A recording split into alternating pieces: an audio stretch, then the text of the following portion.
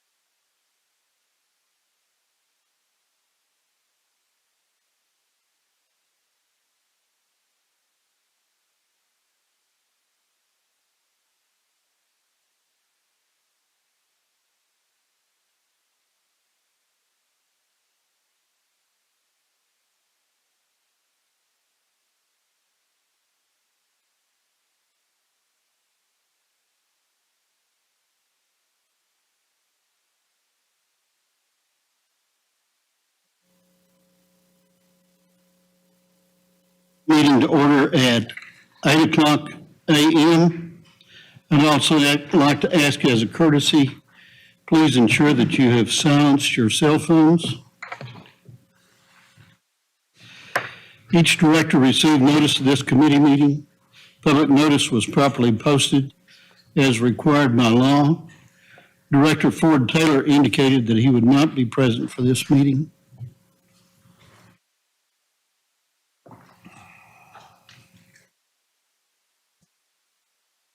The other directors have indicated that they would be here and are present.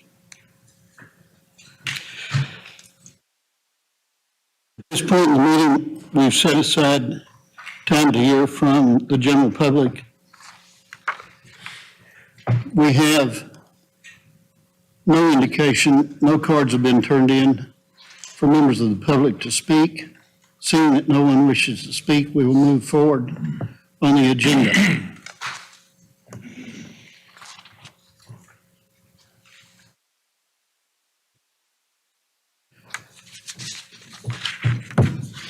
First item on the agenda is a report and possible discussion. Mr. Blake Kettler, Technical Services Manager, Property Master Plan Phase 1 and 2 update. Mr. Kettler. Good morning, Chair. Thank you, members of the committee. With this agenda item, I'm going to provide an update on a proposed direction to move forward with Phase 2 and Phase 3 of the Property Master Plan Initiative. At this time, there's not going to be any action requested by the committee. This is just more of an update on how we plan to move forward. And this is covered under goals, objectives, and strategies 4A4 of the strategic plan. As you may recall, over the past couple years, BRA has been pursuing the development of an integrated property master plan at the direction of the Property Management Committee. The end goal was intended to create strategies for managing and using BRA properties to support our mission, develop, manage, and protect the water resources of the Brazos Basin. The thought process in completing this initiative was broken down into a phased approach, as you can see here, and accomplished through these objectives shown. To date, we've completed Phase 1, that's grayed out and marked through, and it was to develop a property management database for our folks to use internally. This has been a great support network, a great tool for us in developing or working different property matters. But with that said, we still see the need or internally to continue to recognize the need to pursue a Phase 2 and Phase 3 of this objective. As opposed to dealing with properties from a reactive sense, we see the necessity to take a proactive approach. A comprehensive property master plan will provide the guidance and support needed to efficiently make property decisions into the future. Unfortunately, we do not have the resources internally to take this on, but we do see the value of an external perspective. An external perspective will bring forth that expertise and provide direction on what's the highest and best use of our properties moving forward. So here's the refined objectives. So basically, we developed that property management database. We reworked these objectives to better fit kind of where we're at in time and space and moving forward with this initiative. Of course, still the primary goal is to develop the comprehensive property master plan, and that's done through completion of these objectives seen below. So what we're looking at doing, kind of taking a little different approach than what we've done in the past. We're still going to do a phased approach with this. So Phase 2 would most likely be covered by bullets 1 and 2 here. Hold on. My bullets might be out of order. Hold on just a sec. Evaluation. Okay, I'm sorry. My bullets, Phase 2 will be bullets 2 and 3 here. And then Phase 3 will be bullets 1 and 4. And what we're looking at doing is involving the Property Management Committee from a policy perspective. We think we have an understanding of where we lie on those different policy parameters, but would like some feedback from you guys on how to, on where we're going with that. Explain bullet number 3, please. Okay. So develop a matrix to efficiently evaluate properties throughout the basin. So what we're looking at doing, that's the part where we take a proactive approach instead of reactive. So after we evaluate these properties, the proactive approach is to give us, based on those policy parameters and where we sit, to give us some guidance to where when we get approached for a piece of property or something like that in the future, we can kind of say where we sit with it. So we'll have the evaluation from the policy perspective. And so in that database, the properties that don't make sense on for us to retain for operational necessity, environmental conservation, preservation, different parameters like that. We'll have those kind of marked out in the property management database, but there's going to be properties, different outliers that maybe they don't meet those policy parameters. What that matrix will do is basically give us a tool to grade those properties to say, okay, maybe it meets the conditions to take to the property management committee for consideration, whatever that consideration is. If that's for us to retain or for us to sell or purchase a piece of property or whatever that may be, to give us a way to evaluate that. And if it meets a certain threshold, we'd bring it to this committee for consideration. Is that good, David? Okay. Blake, before you get away from that, I'm confused, and I don't know whether the other committee members are or not. I want to be clear. You're not talking about this committee evaluating every piece of property. What you're talking about is this committee giving your group guidance on developing maybe 6 or 8 items in that matrix, and then your group would go do the work to actually identify each individual property and grade them according to that matrix. Am I correct? Yes, sir, you are correct. What we're looking at doing, again, we don't have the resources internally to take this on. So what we would be doing is putting out a request for proposals and going and selecting a firm to help us do that evaluation. So based on those objectives seen here, again, to recap, and I apologize, my bullets are out of order. So that kind of threw me off my presentation, but phase 2 would include bullets 2 and 3. What we would do is put out a request for proposals to encompass all these objectives or accomplishing them. But ultimately, with the okay and the authorization to execute a contract, move forward with phase 2 and phase 3. In addition to other updates by the committee, we'd kind of bring forth the deliverables out of phase 2, and then seek authorization to proceed with phase 3. Okay, so here's kind of a look at that at the project approach and timeline. This down here, this is a timeline just to give you something to look at. I take that lightly, though. There's still a lot of influences here. Of course, anytime going through a solicitation process, there's unknowns on number of questions, how many proposals we get, is it a firm that we've used in the past? So those are all different things that we have to work through. So what we'll be looking at is pursuing this again through a single solicitation or request for proposals to encompass all the necessary disciplines. So we plan for that prime consultant to bring forward all the necessary disciplines, such as if there's an environmental aspect, which there will be in this case, to have all everything that they need. If there's any appraisal background, anything like that, to evaluate these properties on. So what we're looking at doing is we're going to kind of, like I said, take a different approach here. We're going to look at advertising in the October timeframe, and then working through that.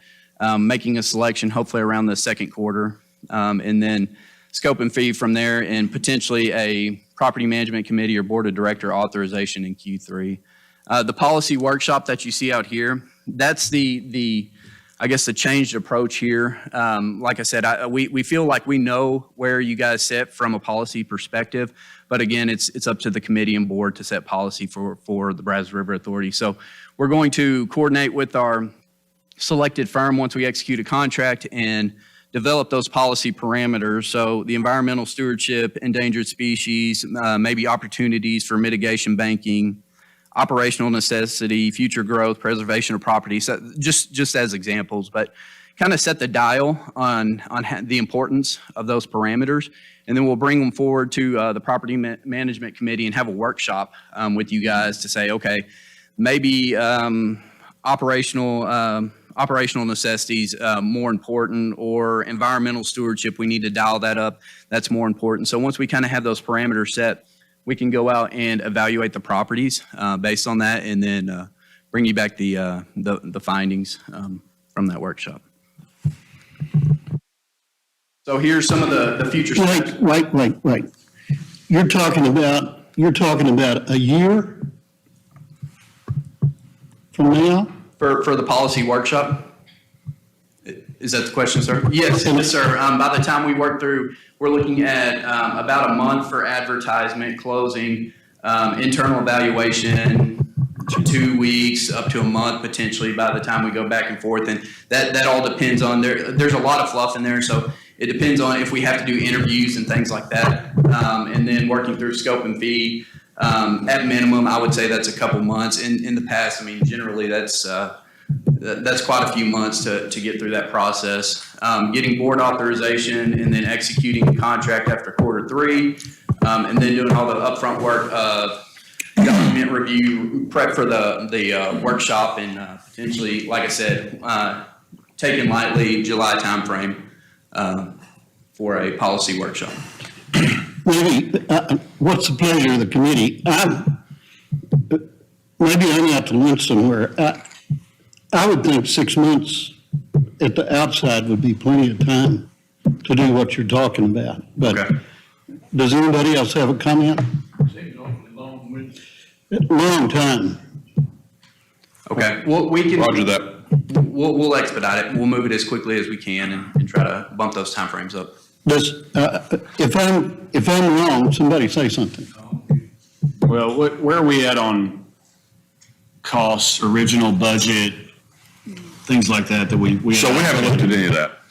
But here's where we are. We're trying, Well, I'm not talking about the budget for this, obviously. Okay. That hasn't Okay. been evaluated. But we set aside money for the whole development of this awesome system. Are we within that? I mean, I guess we are because you hadn't come back, but where does all that stand? As far as completing phase 1 with the property management database, I think yes, that was within our budgeted amount. Yeah, we're still trying to look at, what this is going to cost here. But I don't, as far as my coordination with F&A and others, I don't see any budget concerns from that perspective, if I'm understanding your question correctly. I mean, I'm just thinking, are we adding on to what we originally signed on for scope? Are we growing this thing more than what obviously if we need it, but. Yeah, so the original contract amount was about $350,000 for development of the database. This will be in addition to that. We'll be on top of it, but this is going to set us up to where in the direction we have clear, or in the future, we have clear direction on where we stand from a property perspective. So we know the pieces of property that are off the table based on those policy parameters. We kind of have, as opposed to trying to get us to more of a proactive approach. Yes, sir. I think maybe having an illustration. So let's say right now, we've been hearing that like these fawn's foot or certain mussels, could be classified. And so, and then we have a risk evaluation committee, right? That's not at a board level, but so then there's some new risk. And then we're saying, hey, we have some new environmental risk. We want to evaluate that with this environmental consultant. And then we would develop a policy following out of that, for that environmental risk for the property. Is that kind of, I'm trying to just. that's exactly what we're trying to put Okay. together. So first of all, from a resource perspective, the resource, and I say resources, I'm talking about human bodies, that we have to deal with property issues, we probably need 3 times the amount of resources that we have. And we're going to build that. because our pipeline project, our Allens Creek project, are going to exponentially increase the amount of time that we're going to spend working real estate issues. So it's very burdensome and cumbersome to deal with all of the properties that we have all over the basin. Phase one was helping us figure out what we own, the boundaries, all of the special, unique circumstances with that piece of property. What we're trying to do here is have somebody come in and help us understand the importance of those properties so that we can build policy around protecting those. And I'll say it again, that none of this is in any form or fashion an opportunity for or an effort to look at divesting of properties.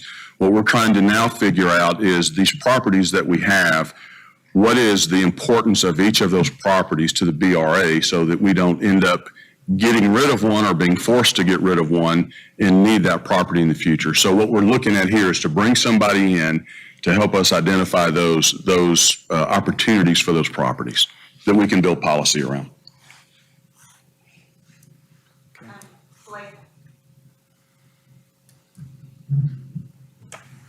So I think when we initially started this, oh gosh, a couple of years ago, we learned when we went out for bid for the first phase, because we had thought we were going to try to do of this in one big thing, and we decided to tackle it at chunks at a time.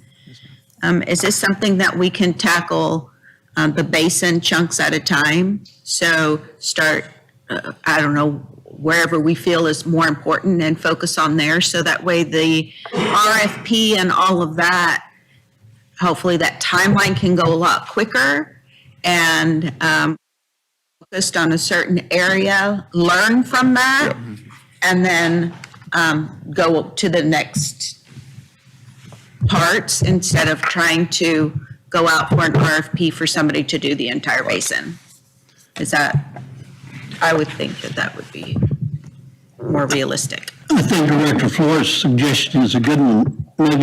Maybe you pick out a section like the Upper Basin, Yeah, Possum Kingdom. Possum Kingdom. That's where the focus is. Where there's a lot of property ownership anyway. Yep. And you focus just on that area. And I don't want you to misunderstand me. I'm not talking about doing something with a lick and a promise. But what I'm talking about is a shortened process. And let's get the specs written and get it out for bid and get it back in. I just can't imagine it taking a year to do it. Yes, sir. We'll do it. Yes, we can expedite that and move it a little quicker. But I do think her suggestion is a very good one. Yes, well, I made a note of that, and we'll incorporate that. So with that being said, after working through the policy workshop, getting feedback from you guys on how you want to dial those different policy parameters, we'll come back to the Property Management Committee and pretty much provide the findings of that evaluation process to make sure before, one last huddle before we hit out and start evaluating properties to make sure you're good with everything. Then evaluation of properties, and then presenting the findings to BRA staff and the Property Management Committee. And then the further down, the developing the evaluation matrix, further develop the property management database. Again, the property management database was developed on what we had internally at the time. So when we completed phase one, now we're looking at, through this evaluation process, developing a lot more documentation and information, so incorporating that back into the property management database. So that's what I'm getting at there. And then finally, taking all that information and putting it together in a property master plan for the organization. So any other questions?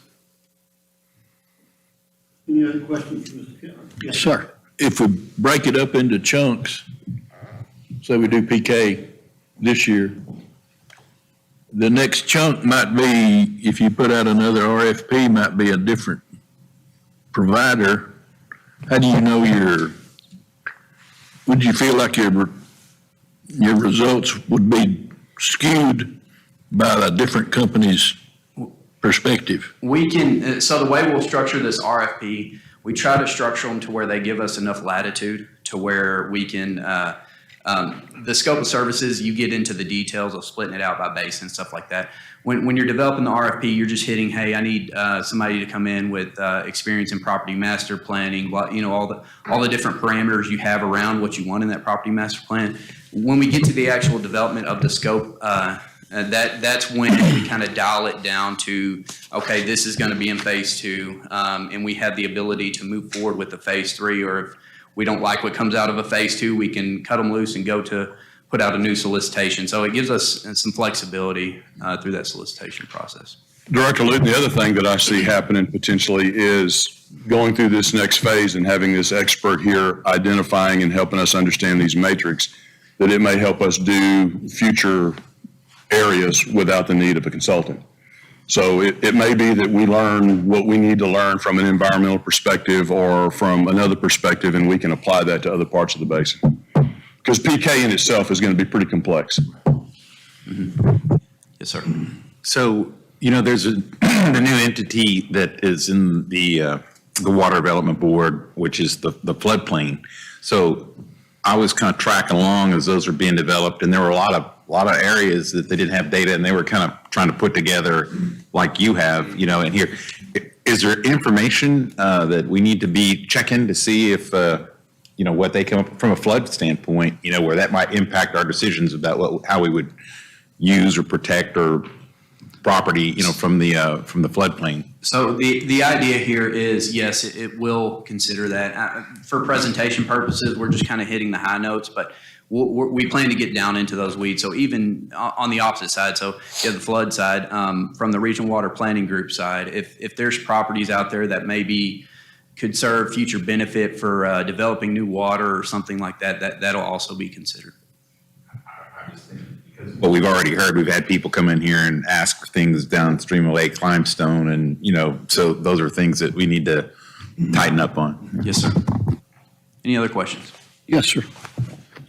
Blake, I would generally agree that a year seems like a long time to get to the policy workshop, but I'm curious, the advertisement, the closing, and the selection, those are all, knocking on the door. So what part of the process are we talking about moving or shrinking on the timeline? Is it getting to that policy workshop? Getting to the policy workshop. If I could go back. So trying to compress this time right here for scope and fee development, and also compressing the time for policy workshop. The policy workshop, whoever we select and put into this role, they're going to have to evaluate and look at all the documents and everything we have associated with property. And we've been around for a long time, so that's a lot of information to digest. So trying to, looking at it from that perspective, trying to make sure we had plenty of time, so that way when we do have that policy workshop, whoever we have here is well versed in our property matters. But yeah, I think there's, just sitting here brainstorming, I think there's some ways we can get there. Okay, and I guess that gets to the genesis of my question is why so much time in between the authorization and the workshop? But there's a lot of information to digest in order to put the policy together. Yes, sir. Okay. Thank you. Other questions? Is all the information, This committee and recommendation seems that you're looking to do an RFP with the scope. Do we need to decide on a section of the basin that we want you to focus on? I think, I don't know, hearing from, We're not posted for any action. Okay. Our recommendation would be that we look at Possum Kingdom first, just because of the number of properties and the complexity of everything and how that will impact our other reservoirs. So that would be our recommendation to the board. okay. Any other questions? is most of the information they'll have to look at digitized, or are they going to have to go back to source? Yes, sir. It's in the database. So just all the different deeds and easements and different agreements and just all that information. Yes, it's all incorporated into the database. Any other questions? I'm looking at time, so we're going to have to move on. Thank you, Mr. Kettler. Thank you.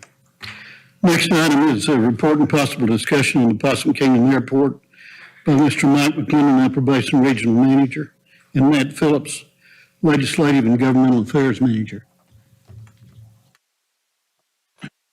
Thank you, Mr. Chairman, members of the committee. The intent of this presentation today is to give an update on where we are with the airport up at Possum Kingdom Lake.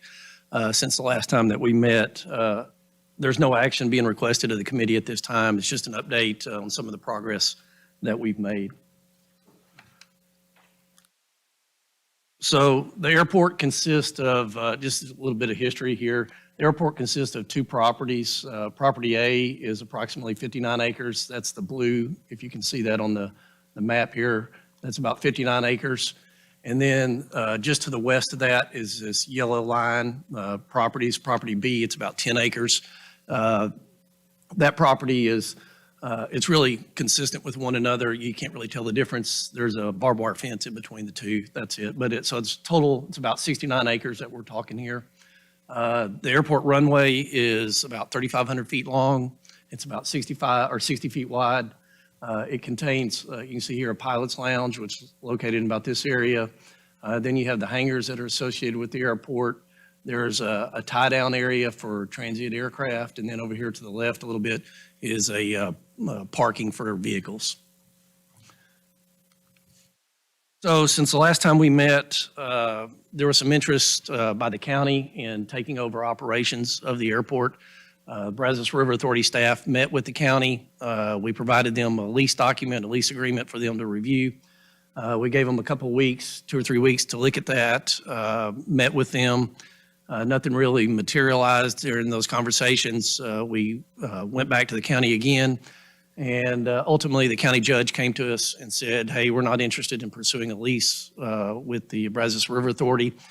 They never provided any red lines or specific opposition to, I guess, certain statutes within the lease. But he did come back and say, hey, if y'all will gift it to us, we might reconsider and take over the airport. That was kind of the end of our discussions back in June timeframe. Concurrently, we'd been working with the Texas Forest Service. We'd been speaking with them a little bit. And once that with the county kind of subsided, we re-engaged with the Texas Forest Service. The Forest Service has utilized our airport for staging of operations to fight wildfires, to combat wildfires. They've used it for training purposes. They've used it for staging some of their resources and some of their equipment and personnel out there. We convey to the board the number of wildfires in that area, but going back from 2011 to 2023, it's probably about 75% more than what y'all have even heard. There, for whatever reason, there's a lot of wildfires up in that area. But so we spoke with the Texas Forest Service. We spoke, I'll say they're regional folks. They're actually statewide, but we've met with them 2 or 3 times. We provided them a copy of our lease agreement. They've looked at it. They're very optimistic about it. Texas Forest Service is part of the Texas A&M system, so it's got to go to the Texas A&M attorneys. We re-engaged with the Forest Service, I guess about a couple of weeks ago. They're still fighting wildfires. Hopefully with the weather changes that we've seen, that'll start to subside and we'll be able to re-engage with them. But initial, I guess, discussions with them, they're very optimistic about it. They would love to take over the airport and it would be a lease agreement with them. But we'll just kind of wait and see where that goes. After that meeting, some of those discussions with the Forest Service, there was an adjacent landowner that contacted us. And that individual owned this property right here, that big green square. That's about 67 acres. Their outside attorney came and spoke with us. And what they're looking at doing is a development. And so they're wanting to tie it into the airport. And at least the initial discussions that we've had with them would be such that they would build some kind of taxiway off, excuse me, off of the main runway over to that property. They develop it as single-family residential property with individual hangars taxiing up to their houses. And we've seen that at Granbury, at Pecan Plantation. They have the exact same thing. So they were looking and just kind of asking where we were with the status of the airport. We'd kind of conveyed the information with the county had kind of opted out. My understanding is that attorney was going to go back, talk to the county, and try to get them to reengage to take over the lease with the Brazos River Authority. However, I've heard nothing to date, and that's, a substantial amount of time has gone by, at least a couple of months. Many times those don't ever materialize, but, it was a discussion.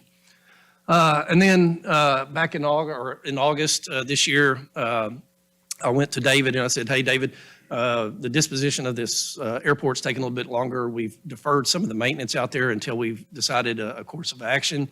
However, it's not a safety issue, but it can become a safety issue. We need to go and resurface the runway and the taxiway. Went out, sought some vendors that can provide those services. They provided quotes of about $125,000. We would look at utilizing BRE funds, not engaging TxDOT Aviation to do any kind of grant. If we pursue a grant to kind of offset some of those funds, then it would encumber that property further for another 20 years. And so we don't want to do that when we're looking at that. That has some significant issues if we were to do that. So for about $125,000, we can go out, resurface the apron of the runway and the taxiway. And then the next steps are we'll be re-engaging. We'll probably contact Texas Forest Service here in the next couple of weeks, depending upon the weather, see if they're interested in pursuing that and hearing some of their issues about the draft agreement or wherever they would like to proceed. And that's really all I have at this point. It's kind of a waiting game. I'll take any questions, but there's no action for the committee. Mike, just to refresh my memory and maybe the rest of the committee, the hangars that are there are leased, That's correct. and the board took action to, when those leases come up, those are set to be on a one-year renewal. Is that correct? That's correct. There's 19 hangar lessees and there's 12 owners of those hangar lessees. There's 2 that go out to 2026, 1 to 2027. The rest of them are all on annual leases, and they will expire at the end of the year. And if we haven't taken action on the airport, they'll just re-up for another year. If I remember right, the lease rates are, I guess to put it bluntly, significantly below what might be considered a fair market. That's correct. Our lease rates range from $450 to $850. I've done an assessment of 3 airports in the area. They charge, and this is 3 years ago, $1,500 to $2,400 a month. And ours are $450 to $850. A year. Yes, sir. Oh, yeah, a year. I apologize. I said a month. So if we, as those leases renew, if we move the lease rates up to a more fair market rate, we would at least stand, even if we didn't make a deal to do something else with the airport, we'd come nearer to a break even on the cost of the operation of the airport. Is that correct? Yes and no. I don't know whether I'm asking the right question. No, you are, exactly. So I did an assessment, and if we raise the lease rates up to, if I just picked a number, $1,800 a year, within 10 years, we would recover the costs that were down since this airport's been in existence since 1980. But it would take 10 years to do that. But that doesn't include any of the maintenance costs, the real expensive ticket items. Like whenever we go back and really resurface that's going to be $1 million. And we would probably go out for a grant for that. It'd be an 80-20 grant or a 90-10 grant.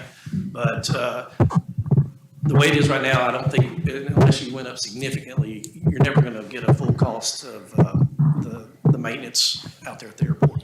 Just so everybody on the committee will know, I have a conflict in that I'm a resident of Possum Kingdom, and I frequently come and go from this airport. I'm a pilot, and I fly in and out of there all the time. I do not base an airplane there, but I come and go, and it's a very nice little airport, and is the front door for the Possum Kingdom Lake community. So having said that, thank you, Mike. Other questions?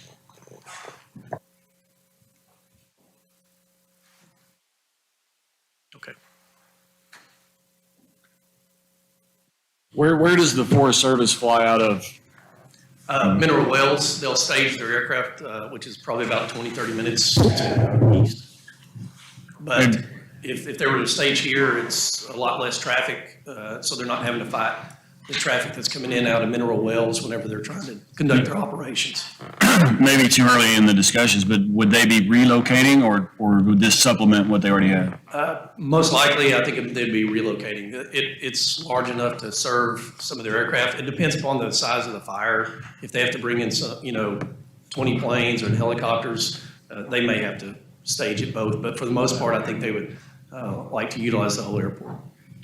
Interestingly enough, if you haven't seen one of their operations, their smaller airplanes operate with a snorkel, and they come into Possum Kingdom and swoop in and fill the airplanes in a matter of seconds, and then go back out in their firefighting operation. So it would be a great benefit to them to be able to operate from this airport.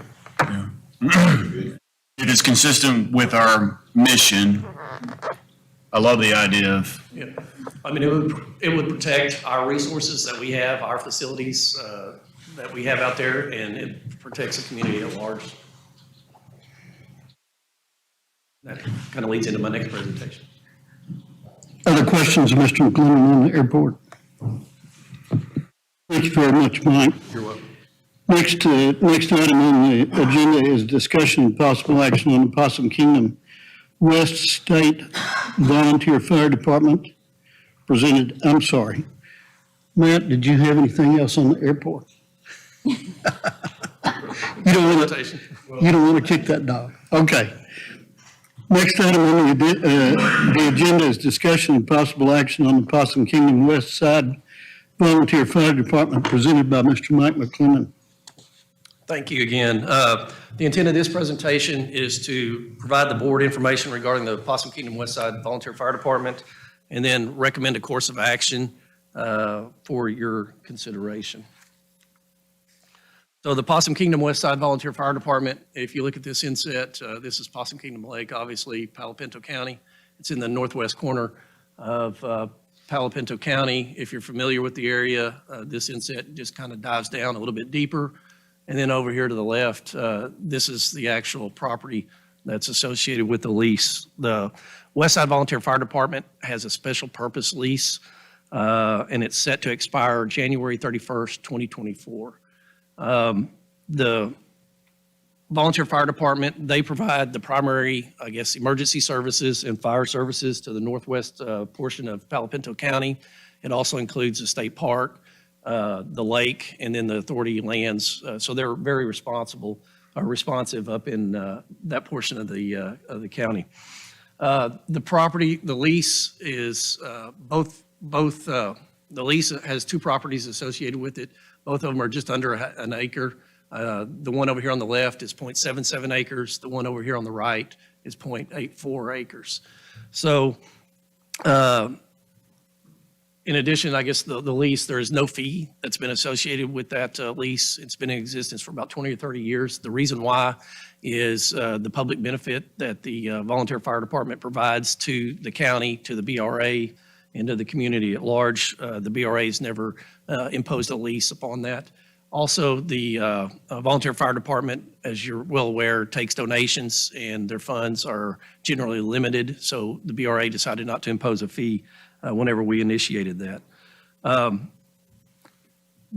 The fire department approached us knowing that their lease was getting ready to terminate, to come to an end, and they asked if we would consider providing that property to them fee simple interest at no cost. So the Brazos River Authority went and looked at that request, and we determined that we can't gift the property to the Volunteer Fire Department. However, what we can do is we can provide a long-term lease.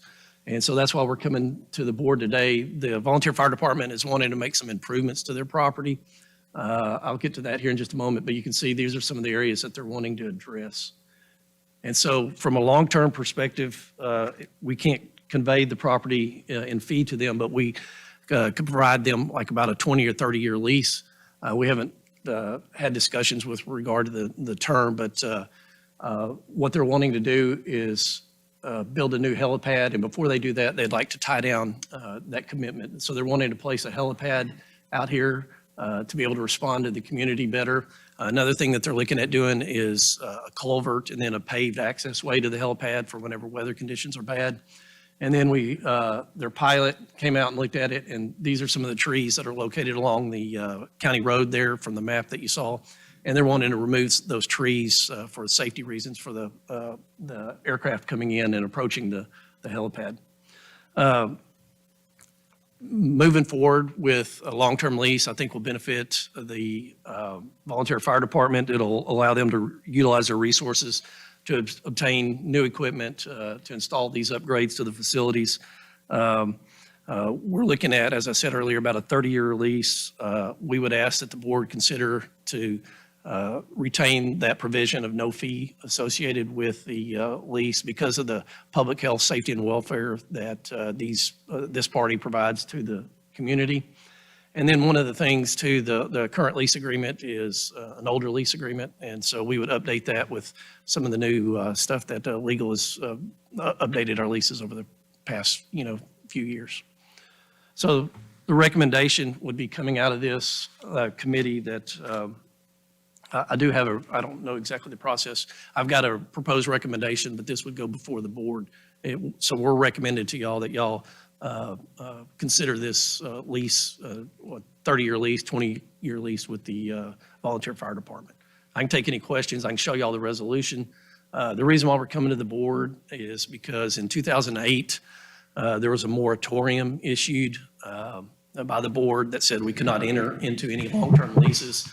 In the past, we would have just executed a long-term lease, but outside legal counsel and real estate professionals in 2008 recommended that we execute no long-term leases because we were going through the divestiture of property up at Possum Kingdom. At that point, we realized that was becoming a reality.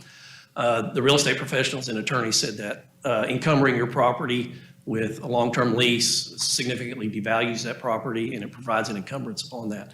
And so since 2008, long-term leases, we've gone, as we mentioned in the last presentation, we've gone to year-to-year leases.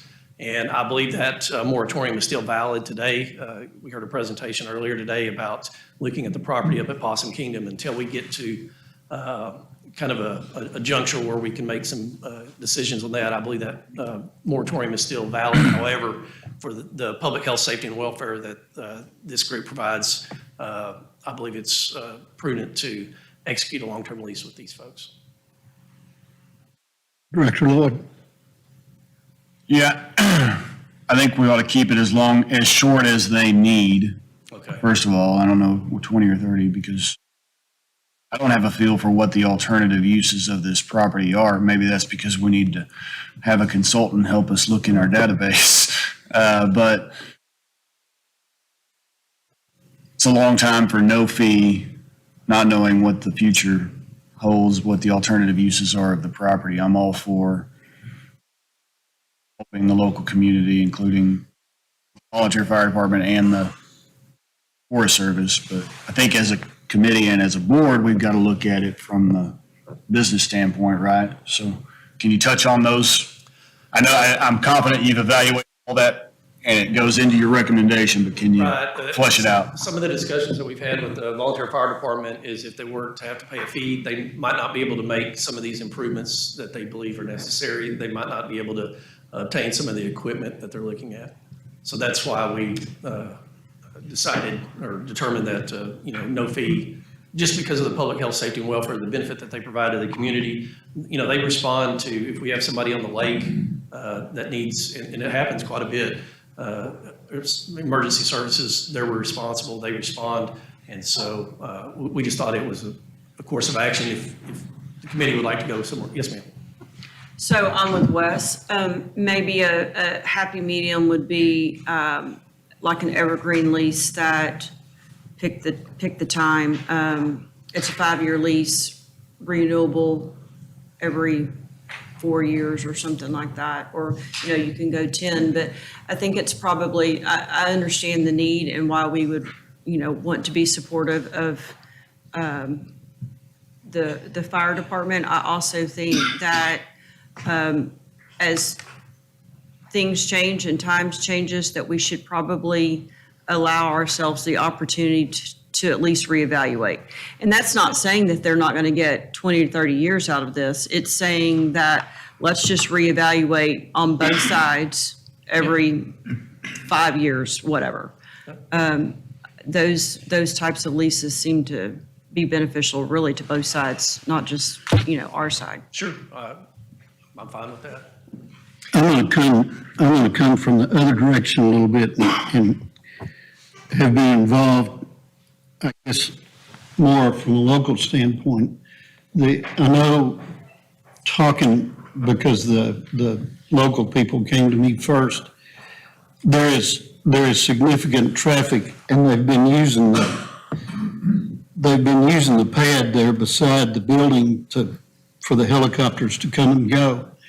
And believe it or not, during the summertime especially, they may have as many as 2 or 3 trips a week coming and going where they're having to evacuate. And my understanding is that it takes some significant period of time to amortize the cost of the construction of the helipad. So I think at least in the initial stages of the lease, it needs to be long enough to give them the opportunity to amortize those costs. And I don't know what that length of time is. Maybe it's 10 years or 15, I don't know. The other question I've got, Mike, is I know there is considerable friction between the volunteer fire departments and the emergency services district. Has that been resolved? Do you know? I've heard rumblings in the past, but I've not heard any issues with regard to. Well, my understanding is that the ESD has refused to provide service on the west side of the lake, and the volunteer fire department, these folks are the only ones providing service over there. So their service is much more needed, if you will, on that side of the lake. And I don't know that for a fact, but that's what I understand. So I think for the welfare of the community that this lease is critical. From that standpoint, I'd speak to the issue that I don't know that a 30-year term is appropriate, but I think at least long enough for them to amortize the cost of the helipad and the Yeah, improvements we can speak with them and find out what that is timeframe critical. So, Director Savage, I think. so as development occurs, and it is developing, I mean, you mentioned that just even that adjacent airport property. So then the protection entities change, in scope. In 30 years out, would there be a new emergency service district or something else? I mean, I think we kind of have to also kind of consider, that if as that development in the lake, there could be a new entity, and that would be another reason why I'd be a little reluctant to go too long. Sure. If there might be more people as development occurs that require some new jurisdiction, that's created that we can't foresee. Sure, and I think from a lease perspective, we would protect ourselves. If they were no longer in place, they would need to remove their equipment and stuff, and the land would revert back, or there would be no lease, and we would be able to manage I that. mentioned that. I appreciate you bringing that up. Yeah, that's a good point, David. Director Lutton had a question. If y'all aren't familiar with getting around at PK, there's no way across it. There's no bridge. You have to go all the way around unless you're in a helicopter, but it's two worlds up there. And it's not, we can just do that over yonder. Well, no, you can't. You got to have both sides. So can you go to the resolution? The resolution does not speak to a term of, it just says a long-term lease. If the board concurs, let the staff go back to the volunteer fire department and see what the minimal amount is that we could sign a lease, and they could get the funding that they need if they're borrowing money to figure out what is the appropriate lease for them, but not encumber the property too long, that we don't address the issues that you all brought up also. Is that plausible? Yeah, I mean, we're being asked to subsidize a volunteer fire department. And as long as that's consistent with our mission, and we don't end up with a airport that some board, how long, 40 years from now is dealing with, I don't think this is going to. Is it consistent with our mission to help this, and how? I'm confident it is something I want to do, but I want to be careful about it. Understood. So just to clarify, is the committee okay with bringing this forward to the full board later today? They have to Understanding vote on it. They have to vote on it this today? as a, yeah, this is an action item for the committee to Okay. recommend this. All right. Why don't you, Sorry, we're all new with committees too and making the right appropriate action from the committee to the board. All right. yeah, would you read the resolution? Yes, sir. I'll skip that part. Whereas at its May 20. No. We're reading it in the record. Oh, okay. All right. Be it hereby resolved that the Property Management Committee recommends to the Board of Directors of the Brazos River Authority adoption of the following proposed resolution. Whereas at its May 20th, 2008 meeting, the Brazos River Authority Board of Directors directed staff to implement a moratorium at Possum Kingdom Lake until revoked by the Board of Directors, during which time the Brazos River Authority will not enter into any new lease, be it commercial, residential, or otherwise. Whereas during the period of the moratorium upon final expiration of current leases, be they commercial, residential, or otherwise, Brazos River Authority staff was authorized to enter into one-year extensions until further action by the Board of Directors. Whereas the Possum Kingdom West Side Volunteer Fire Department, VFD, existing lease terminates on January 31st, 2024, and the VFD provides public and emergency services to the community and endeavors to improve its services with upgraded facilities. Whereas a long-term lease with the Brazos River Authority would greatly enhance the VFD's ability to move forward with financial and physical improvements. And whereas the Brazos River Authority finds that execution of a long-term lease with the VFD provides a public benefit protecting the public health, safety, and welfare of the community. And as such, a new lease is in the best interest of the Brazos River Authority and the community at large. Now therefore be it resolved that the Board of Directors of the Brazos River Authority hereby approves the General Manager, CEO, to execute a long-term lease agreement with the Possum Kingdom Westside Volunteer Fire Department. You've heard a reading of the resolution. Is there a motion to adopt? Director Savage moves approval. Second by Director Luton. Please poll the committee. Chairman Lattimore? Yes. Director Lloyd? Yes. Director Fernandez? Yes. Director LaChance? Yes. Director Luton? Yes. Director Savage? Yes. Director Wilson? Yes. Presiding Officer Flores? Yes. Director Huber? Yes.